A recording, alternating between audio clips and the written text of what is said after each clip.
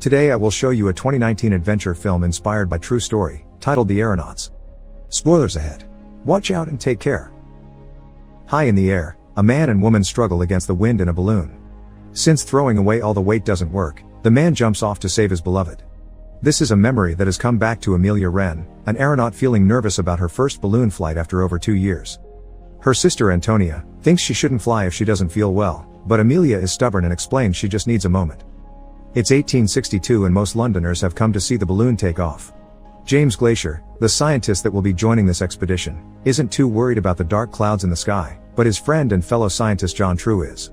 James insists he's made the proper calculations and it would be fine, and his argument is backed up by the man that has invested his money on this flight and wants to see it happen. So no matter how much John worries, the balloon is taking off today. Amelia arrives late, but she makes quite a show out of it, knowing that ticket sale are what keeps their flights funded. She arrives in a very colorful circus-like dress while riding the roof of her coach car, then jumps around the balloon platform making jokes and trying to get a very awkward James to play along. She even brings a dog that will fly with them, ignoring James' protests. After giving a speech about adventure and promising to break the French's record of 23,000 feet, Amelia finally frees the balloon without giving James time to finish taking notes and measurements. As soon as they are a few feet above the platform, she climbs to the balloon hoop and drops the dog, who has been carrying a parachute all along, and makes a safe landing as part of the show. As they fly above London and admire the breathtaking view, James takes out his binoculars and watches the building of the British Society, remembering how all this started. 2 years earlier, he and John climbed to a roof to watch a different balloon successfully take off. Later, James asked the British Society for funding so he can go on a similar expedition, but he's turned down. Everyone mocks him for believing the weather can be predicted as if they were fortune tellers. The insults even reach the ears of James' parents, who are as hurt by this as he is. Back in the present, Amelia changes her show dress for warmer clothes while James sends out his first pigeon with his readings. As the balloon goes higher, they enter a cloudy area, and just like John, Amelia worries about the possibility of a storm. James insists his predictions don't include a storm, but the weather soon proves him wrong. Lightning begins appearing around them and a very strong wind starts blowing, shaking the balloon along.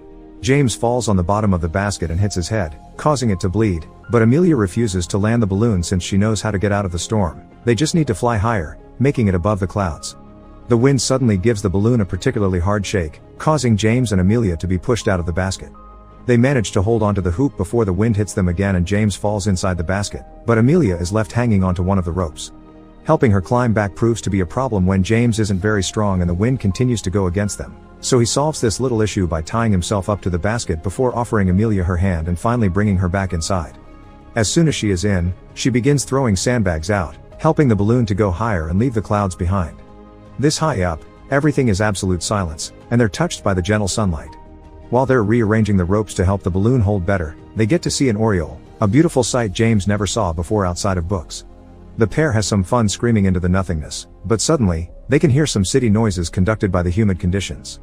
Excited by this discovery, James begins taking notes, but Amelia can't help having once again a flashback to her last flight, during which her husband Pierre Wren died. After losing her husband, Amelia wouldn't leave the house, she drank a lot and wouldn't take a bath. This kept going for 2 years. Some weeks ago, Antonia got tired of seeing her like this and dragged her back into the real world, taking her to a party the family had been invited to. It was clear that Amelia wasn't having a good time there, especially since all men were too intimidated by her to approach her, all except one. James made some chit-chat with her before revealing the real reason for his talk. He needed her to accept his idea for an exploration of the sky to prove weather prediction was possible.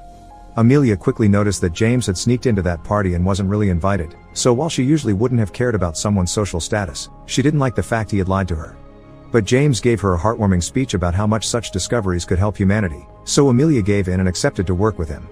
Later, when Antonia heard about this news, she called Amelia out for it, saying that she was running away from her problems and the happiness she found in the air had come from her husband, not the balloon. Back in the present, Amelia is recovering from her panic attack and hears James ask her about her husband, but she refuses to talk about him. While she takes care of his head injury, they're suddenly met by a wonderful surprise, a kaleidoscope of butterflies flying around them. James is particularly amazed by this because he never thought butterflies could fly this high even when John, who had studied them, was sure they could. This proves his friend's theory. Touched by the gorgeous moment, Amelia tells James about Pierre's love for the beauty of the world, and with tears in her eyes, thanks him for not pushing her to talk about it. Once again, Amelia begins thinking about the circumstances that brought them here. After hearing her sister's worries, she changed her mind about the trip. So she entered the British Society building, ignoring the fact women weren't allowed inside, to tell James the expedition was cancelled and that she would never fly on a balloon again. Later in the evening, James went to visit his parents, giving his mom the news but keeping them from his father not to hurt him because he was already suffering from memory loss. At least he still remembered how to use the telescope James got him, and the incoming trip as well, so he gifted his son a pair of binoculars for him to use once he reached the sky. Back to the balloon, which is starting to get covered with frost, James is allowing Amelia to help him take notes. The numbers this time are exciting. Little by little they see them go higher and celebrate when they see them finally surpass the record the French had achieved. They are now officially the people who had flown the highest in the history of humanity. After shaking hands and thanking each other for the opportunity, James sends out another pigeon with his findings and Amelia asks him to put on some warmer clothes. However, James hasn't brought any to keep the weight light, causing Amelia to want to land the balloon to avoid her friend freezing to death. James doesn't allow her to do so, giving her a speech about the importance of what they're doing and showing her how beautiful the starry sky is. Amelia remembers she does indeed find happiness in flying, not just her husband, so she accepts under the condition that she gets to decide when it becomes too much to keep going. James agrees, so she throws out another bag of sand. A new memory begins of the night Amelia changed her mind about the trip. She was visited by John, who came by his own choice and not because James sent him to tell her the trip was worth the risk.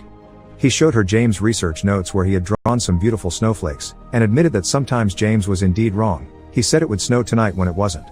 However, he also came across remarkable truths, and John thought it was Amelia's responsibility to advance the cause of science. After he left, Amelia went to visit Pierre's grave to think about it, and reached her decision when James' predictions came true and it began to snow.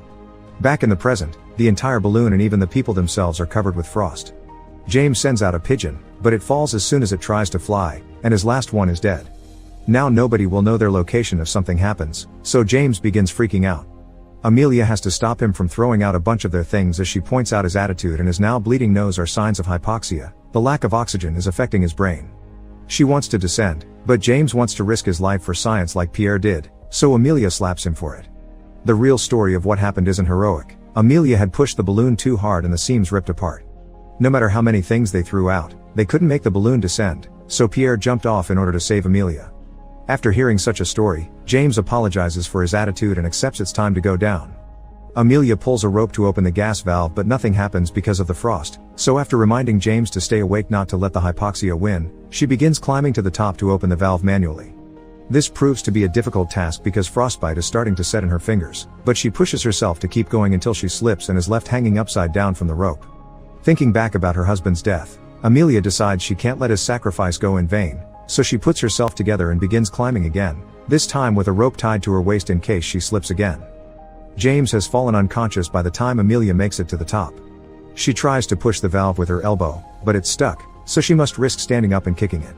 This does work, but to keep it open she has to take off her boot and put it between the valve and the balloon. Right after achieving this, she falls unconscious as well, only to wake up minutes later when the balloon begins descending and she slips off the edge. Meanwhile, on the ground, Amelia's family and the British Society are worried because they haven't seen the balloon fly back yet and the estimated time of arrival has already passed. They try to stay optimistic though, because usually hearing about them means you are hearing about a disaster, so they should see silence as a positive thing and just wait. At the balloon, Amelia finds herself hanging on the rope she had tied to her waist, proving to have been a lifesaver. She makes it swing a couple of times to be able to reach the basket, and once she's back inside, she tries to wake James up. At first there's no response and Amelia thinks she may have lost him, but, thankfully, after lots of shaking, he eventually reacts to her call. He takes their final readings before taking care of her frostbitten hands, only pausing when it starts snowing to catch some snowflake for later analysis. Afterward, they sit while waiting for the balloon to finish descending, and Amelia says she's reached a conclusion to his sister's question of why she wanted to fly again. She wants everything she's lost to have meant something. In return, James mentions some of the discoveries he's made, but most importantly, the fact he's seen beauty that can't match the illustrations on books and the fact they've brought stars closer, which Amelia agrees with. Suddenly, Amelia notices that the snow isn't falling, it's hovering, which means they're traveling at the same speed as it. This can only be explained by one thing: the balloon is collapsing.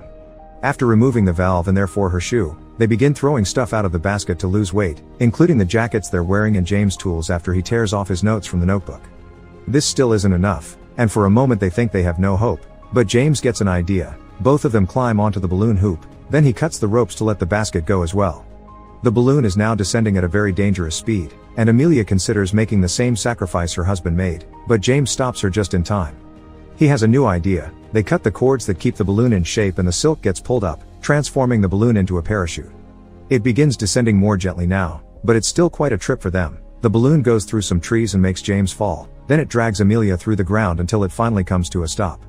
She falls unconscious for a few minutes, and when she wakes up, she rushes to find James, meeting him halfway because he had been looking for her too. Together they help each other stand up and return home. It's estimated that they've reached a height of 37,000 feet that day, 7 miles high. Their success makes it to the news and is seen by James' parents, who are proud of his son. His findings prove the existence of layers in the atmosphere, a discovery that leads the way to the first weather forecasts and has earned James the respect of his peers. After spending some time with her sister and nieces because she mustn't forget to live, Amelia and James build a new balloon to go flying again and continue their research. Make sure to subscribe and turn on notifications so you can watch more videos like this. Thanks for watching.